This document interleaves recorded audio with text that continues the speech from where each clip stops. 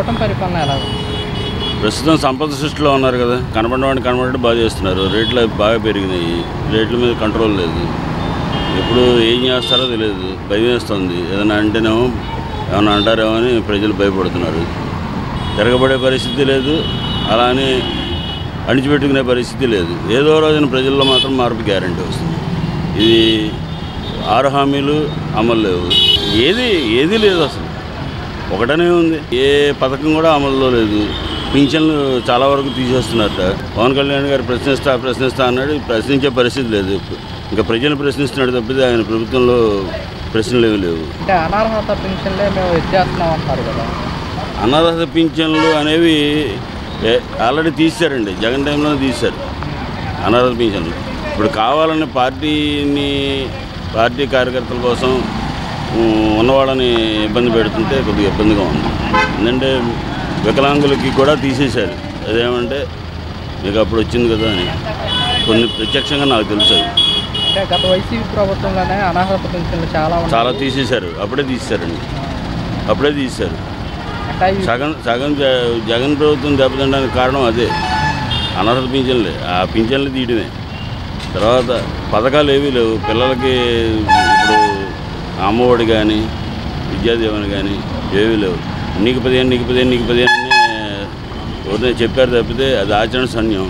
ప్రభుత్వ పాఠశాలను పట్టించుకునే నాదులు లేడు. మళ్ళీ యథారాజా తథాప్రజ రెడ్డిచ్చి మొదలలాగా ఉంది ప్రభుత్వ పాఠశాలలో చదువు. గత ప్రభుత్వంలో ఎలా ఉంది ప్రభుత్వ పాఠశాల? ఒక విధంగా చెప్పాలంటే విద్యా వ్యవస్థ అప్పుడే బాగుందండి. గత ప్రభుత్వంలో విద్యా ఆరోగ్యం మీద శ్రద్ధ ఎక్కువ పెట్టారు, చాలా బాగుంది అప్పుడు. అంటే నేను నా పిల్లలని చదువుకోవట్లేదు, బట్ నేను కొద్దిగా స్కూళ్ళ చుట్టూ తిరిగి ఆ వ్యవస్థను ఎలా ఉంది ఏంటి అని పరిశీలించిన వాడిని. విద్యా వ్యవస్థ అయితే ఇప్పుడు కొద్దిగా అధ్వానంగానే ఉంది. టీచర్లు కూడా అంత శ్రద్ధగా పాఠాలు చెప్పే పరిస్థితి లేదు. అప్పుడు వాళ్ళు టీచర్లు ఏంటంటే పాఠాలు చెప్పించారు కాబట్టి వాళ్ళు ఓడించారు టీచర్లు.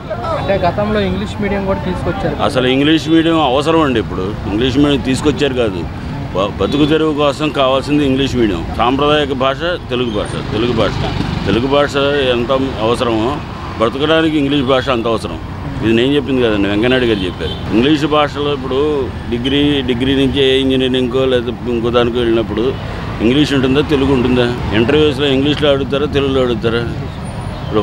ఇప్పుడు ఏదైనా ఫారెన్ ఇంటర్వ్యూకి వెళ్ళాలంటే అక్కడ తెలుగు అడుగుతారా, ఇంగ్లీష్ అడుగుతారా? మరి ఇప్పుడు ఆ మాత్రం కామన్ సెన్స్ లేకుండా ఇంగ్లీష్ భాష దాన్ని పెంచారు, దీన్ని తగ్గించారనే ఒక పిచ్చి ఆలోచనలతో, పిచ్చి భ్రమతో, పిచ్చి మాటలు మాట్లాడుతుంటే అలాగా.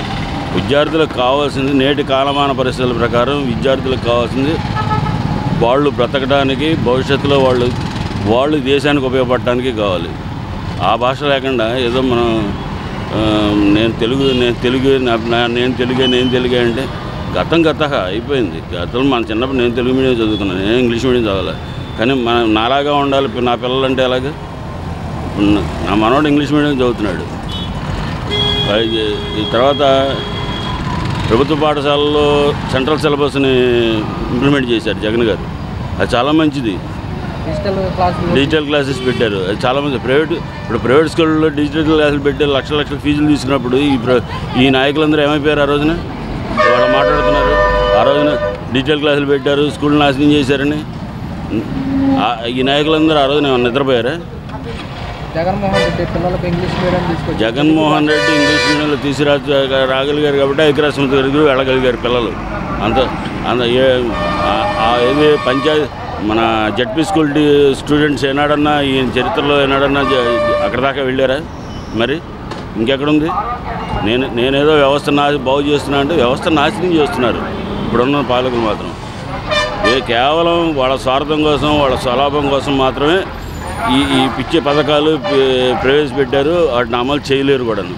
గతంలో జగన్ గారు 2014 అనుకుంటా జగన్ గారు ప్రభుత్వం వచ్చినప్పుడు, అంటే మన చంద్రబాబు నాయుడు గారు ఓడిపోయింది 2019లో ఎంత 100 కోట్లు ఇచ్చి ఖజానా ఇచ్చారు.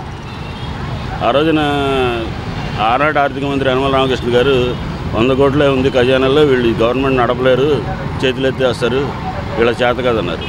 మరి అదే టైంలో కరోనా వచ్చింది. కరోనాలో డీబీటీలు చేశాడు, డైరెక్ట్ బెనిఫిట్ ట్రాన్స్ఫర్లు. అందరూ హ్యాపీగా ఉన్నారు. జిఎస్టీ ఎక్కడ తగ్గల 2 సంవత్సరాలు కరోనాలో కూడా. జిఎస్టీ తగ్గలేదు, గవర్నమెంట్కి రెవెన్యూ వచ్చింది. ఇవాళ జిఎస్టీ తగ్గింది, 7,500 కోట్లు జిఎస్టీ తగ్గింది. 7,500 కోట్లు జగన్ గారు దిగేటప్పుడు 7,500 కోట్లు మిగులు బడ్జెట్తో ఇచ్చారు, అంటే ఖజానాలో 7,500 కోట్లు ఇచ్చారు. నేను పథకాలు నడపలేను అంటే చేతకంతనం కాక ఆయన సమర్థత ఏముంది? ఇంకా జగన్మోహన్ రెడ్డి ప్రజలకు పథకాలు ఇచ్చేసి ఖజానా మొత్తం ఖాళీ చేశాడు. 7,500 కోట్లు ఇచ్చినప్పుడు ఆయన 100 కోట్లు ఇచ్చినప్పుడు ఏమనాలి? ఇప్పుడు 7,500 కోట్లు ఇచ్చారు ఖజానాలో. ఎవరు సమర్థులు? ఎవరు సమర్థత? కొన్ని పిచ్చి కబులు చెప్పేవాడు సమర్థులా? 7,500 కోట్లు ఖజానా, 100 కోట్లు ఖజానా ఇచ్చి నువ్వు వదిలినప్పుడు నువ్వు నిన్నేమనాలి? ఇప్పుడు 7,500 కోట్లు ఇచ్చినప్పుడు జగన్ గారిని సమర్థుడు అనాలా, అసమర్థుడు అనాలి? 7,500 కోట్లు ఇచ్చినవాడే సమర్థుడు, 100 కోట్లు ఇచ్చినవాడు సమర్థులు కాదండి. అంటే ప్రజలు మొత్తం అర్థం చేసుకోవాలి, ఇప్పట్లో అమలు చేయలేము, భయం వేస్తున్నాం. ప్రజలు మొత్తం పథకాలు ఇప్పట్లో అమలు చేయలేము, అర్థం చేసుకోవాలి రాష్ట్ర ప్రజలు మొత్తం అన్నారు. ఎందుకు అమలు చేయలేరు? వృధా ఖర్చులు తగ్గించమనండి.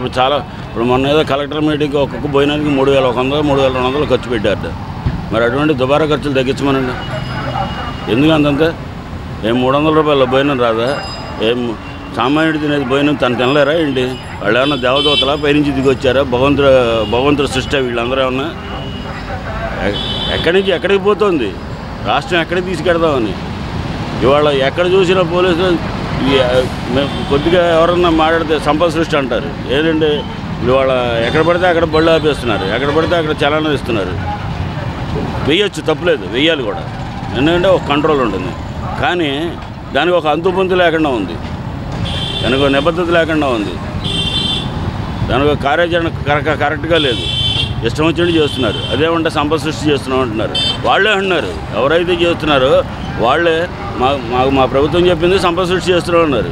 అంటే నీ ప్రభుత్వం ఇటువంటి రాంగ్ గైడ్ చేస్తుందా? ప్రజల జేబులు లూటీ చేయమని చెప్పిందా ప్రభుత్వ పాలకులు? ఈ సెంటర్లో పట్టుకున్నారు, మళ్ళీ పై సెంటర్కి వెళ్ళేసరికి మళ్ళీ పట్టుకుంటున్నారు, మళ్ళీ పై సెంటర్కి వెళ్తే మళ్ళీ పట్టుకున్నారు. అంటే 3 చోట్ల చలాలను కొడుతున్నారు. ఇది పద్ధతేనా? పేదవాళ్ళని ధనికులు చేస్తామంటున్నారు కదా. పేదవాళ్ళ ధనికులు అక్కడ బెగార్లు అవుతున్నారు. పేదవాళ్ళు ఇలా జేబులు కొడితే బెగార్లు అవరా? ఎవరిని ధనికులు చేశారు చెప్పండి? ఇప్పటివరకు 7 నెలలు అయింది. ఎవరన్నా నేను ధనికున్నాను వాడు ఎవడన్నా ఉన్నాడా? ఒక్క పేదవాడిని చూపించండి.